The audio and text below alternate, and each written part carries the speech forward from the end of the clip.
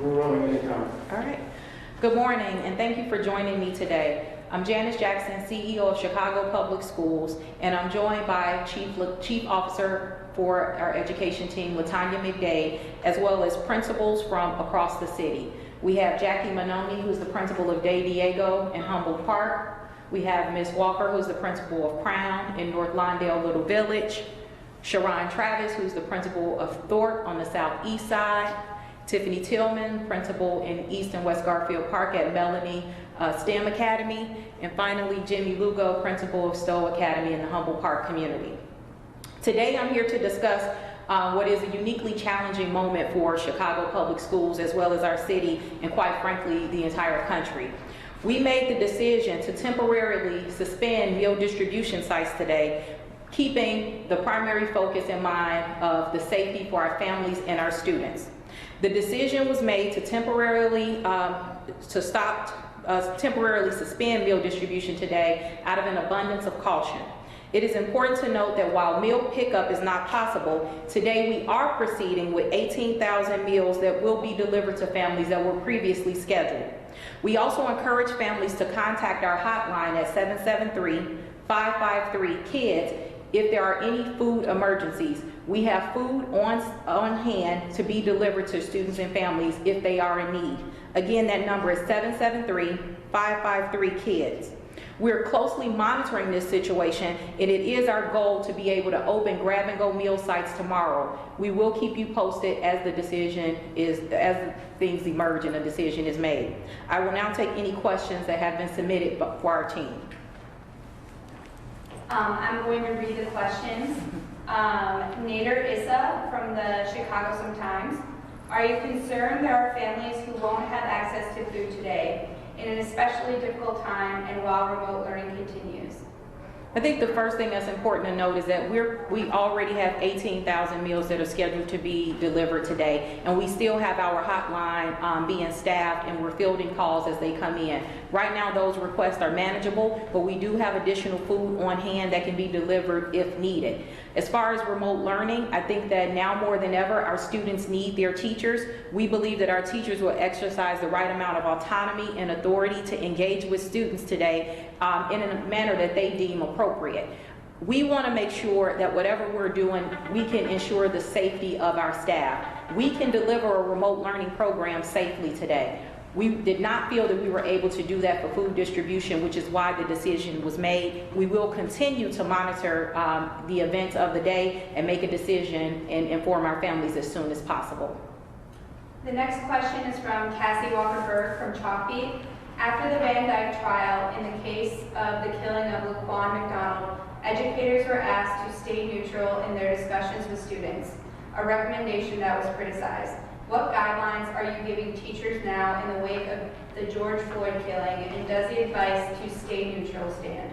Today, we will be distributing resources through our Office of Teaching and Learning to assist teachers to have conversations with students about the recent events, as well as looking at our country as a whole. CPS's curriculum has always prioritized helping our students draw their own conclusions. It's critically important that we have an open dialogue about race and the impact that it has on this country, and we've never shied away from that as a school system.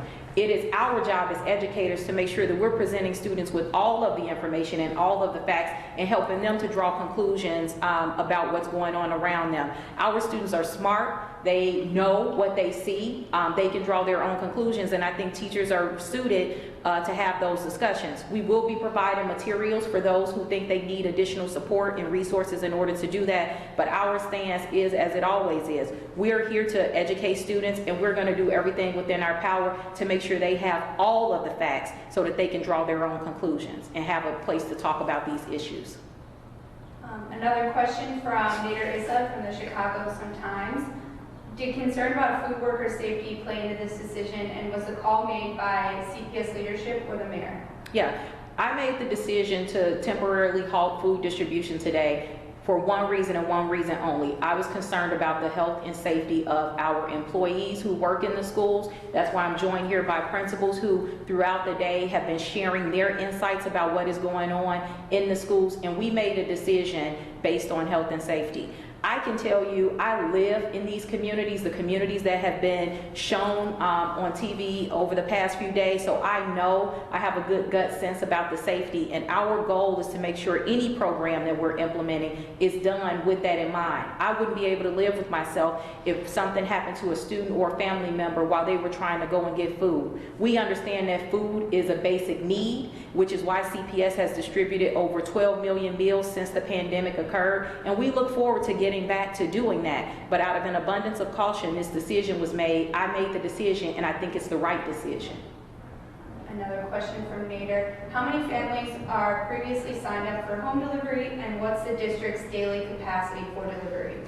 Right now, as I stated, we're distributing 18,000 meals today, which is about 3,000 stops, which is our normal capacity. However, given the uniqueness of this circumstance, we have additional food that is on hand, so we're activating more of our food delivery trucks and our partners to deliver more food as the need arises. We're also working directly with the city to utilize any of their resources should the need become overwhelming for the district. But I feel confident that with the food that we have on hand and the trucks that we have at our disposal, we should be able to handle the volume of calls that we've been receiving so far. Again, this is an emergency. I hope that it's just one day. We will continue to monitor the situation and see how things progress.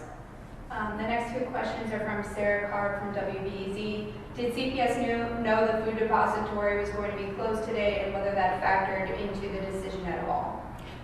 We, along with the food depository, have been committed to feeding people throughout this pandemic.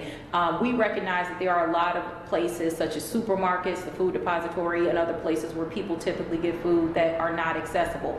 This is a crisis. We are in crisis mode, and so our decision was made based on how we can protect our families and as well as our employees and do it safely. And so those were the facts that we considered, and that's how we arrived at this decision. Also from Sarah Carp, WBEZ, were workers calling in and saying they couldn't or would not come in? First, let me say this, the employees in CPS have been amazing. Throughout this pandemic, our principals have been amazing. They are doing 20 different jobs on any given day. They have risen to the occasion every time that we have asked, and our food service employees have been remarkable. They take pride in the work that they do, but we also know that they are humans too.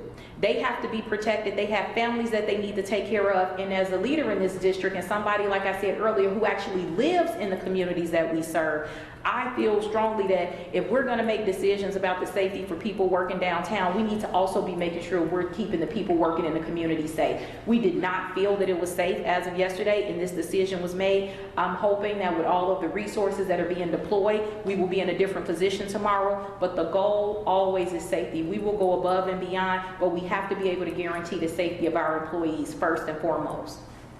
We have one more from Sarah Carp, and then we have a few questions from the Tribune, and then we'll have to wrap. Okay. From Sarah Carp, students are under a lot of stress right now. How are you telling teachers to talk about it, and does it at all change the grading policy? I think there are a few things. We can't conflate everything and address all of these issues collectively. Our teachers are the people who are best suited to address the concerns of our students outside of their families. Our families will rely on the teachers. I am 100% sure that teachers are going to open up classrooms today and allow for space to talk to our students, to talk about what they're seeing and what they are experiencing. We have messaged that, but I'm going to be honest with you, I don't think any teacher worth their salt needs me to tell them that this is a unique time and that we have to stop and we have to actually talk to students and help them understand what's going on. That's what's going to be happening throughout this city today. And I know that the teachers in Chicago Public Schools are eager to do just that. I know the same way I wanted to have conversations with my kids about what's going on and help them reconcile. I know teachers feel like that about their own children, and they count the kids that they educate every single day as their own children. So they don't need me to tell them to do that. Our teachers always rise to the occasion, and I know that that's how they're going to be utilizing remote learning today. Okay, great. And the last bit of questions are from Bob McCoppin from the Chicago Tribune. There are a few which were previously addressed, but I'm going to read these up. When will meal sites reopen? how many meals you provide at meal sites compared to those that you deliver, to what extent are the violence and transportation closings impacting neighborhood school sites, aren't the worst problems downtown, what feedback are you getting from parents? Wow.